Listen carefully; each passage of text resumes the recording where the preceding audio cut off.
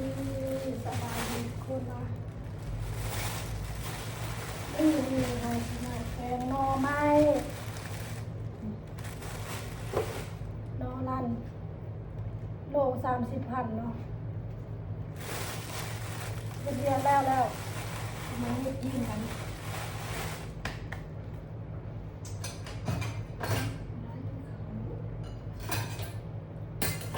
รับมีกันเนาะมีที่เขา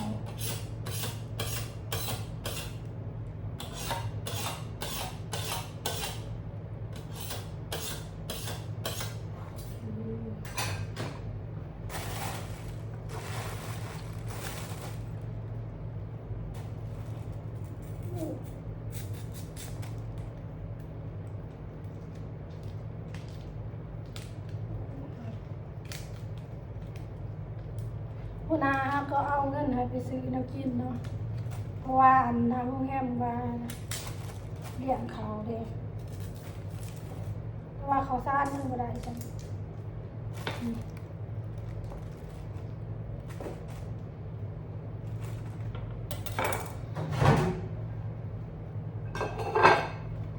เขาสิแกล้งใส่ดูกหมูเนาะเรียกมันก็เลยละลายเนาะเพราะว่ามันบ่มีเช็คเอาท์เช็คอินเลยเนาะแล้วมันจะง่าย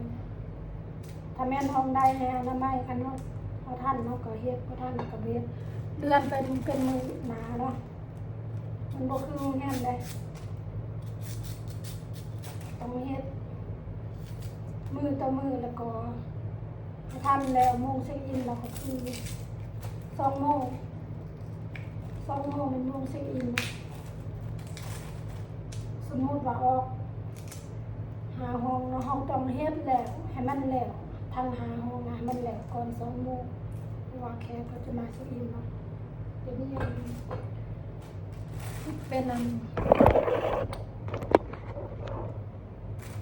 ระบบอพาร์ตเมนต์แล้วมันจะง่ายเลยเนาะ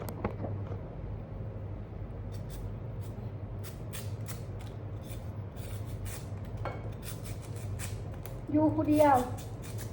แต่ละมือพนักงานตอนนัดกับผมมาแล้วมาแต่ตอนแรกเนาะตอนนั้นตอน5 โมงครับอยู่กะเดิกเนาะตอนกลางเว้นนี่บ่มีแต่คอยผู้เดียว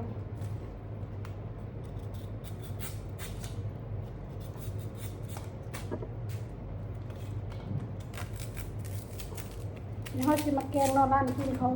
สวยเนาะมันแกงใส่ดูกหมูอันไปซื้อมาสั่งนี่แหละเมื่อก่อน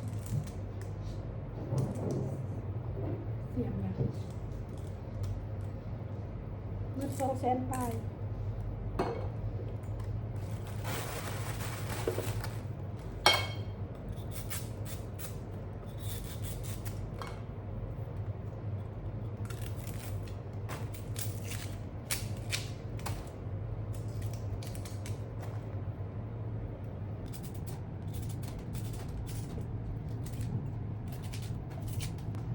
แกงไม่ลายแกงเพื่อนนางงานกะเดิกเนาะ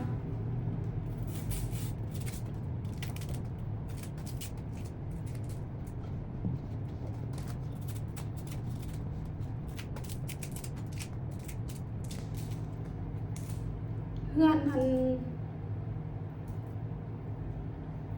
คือมาเฮ็ดนะทุกคนบริเปลี่ยนเนาะเราบริเปลี่ยนเนาะแล้วเราเ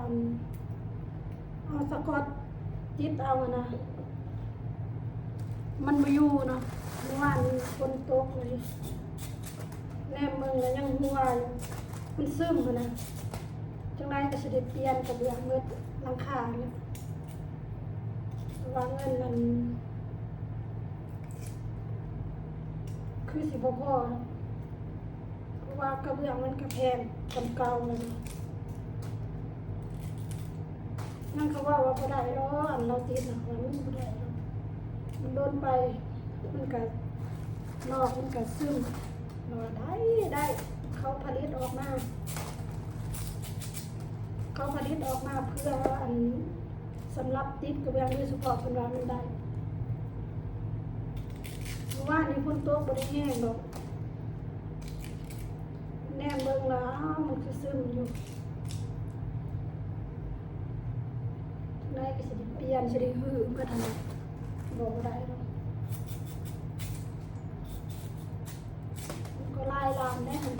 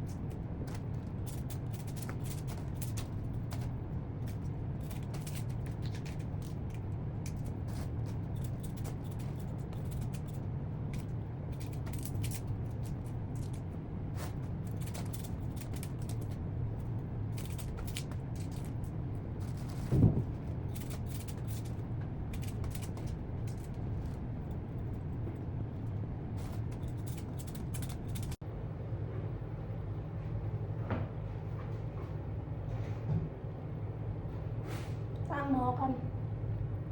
เรียกบอก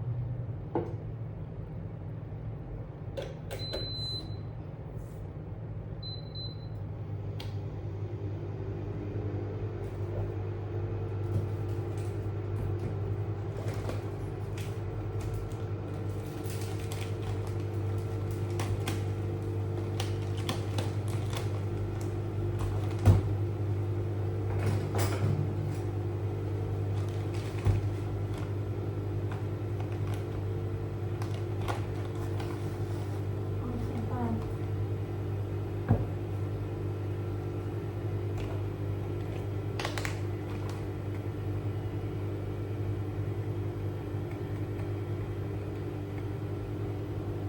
เกลือลงไป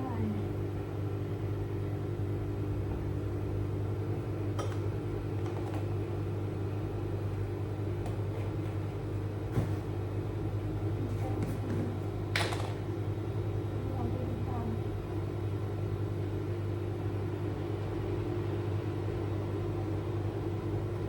ให้หน่อยให้แซ่บหนักเผ็ด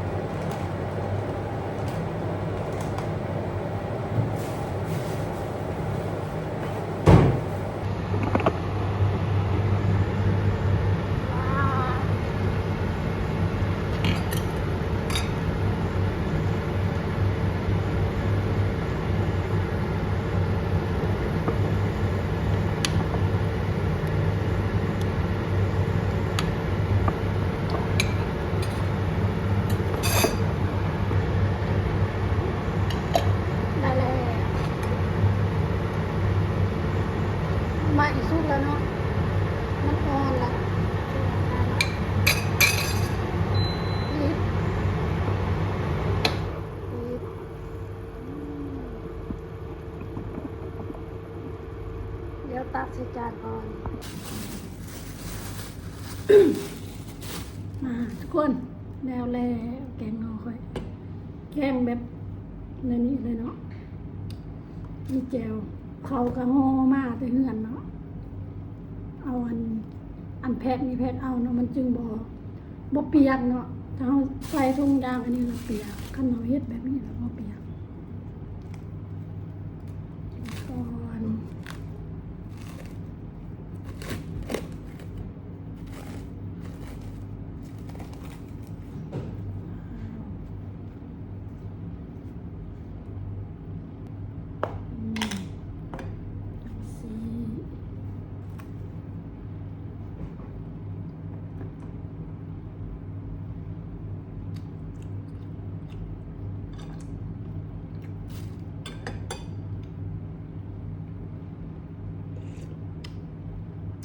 สี แซ่บ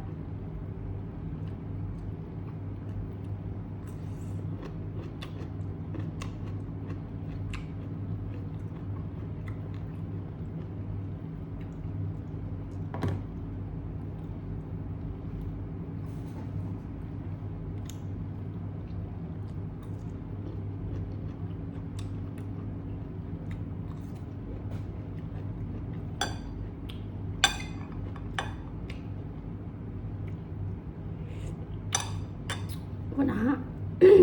หัวหน้าเอาเงินให้500,000เนาะ500,000 ได้ชิ้นหมูได้ชิ้นได้กระดูกได้ยาเยี่ยม500,000มันสิได้หยังเด้เนาะเดี๋ยวนี้นะเงินเปิดหลาย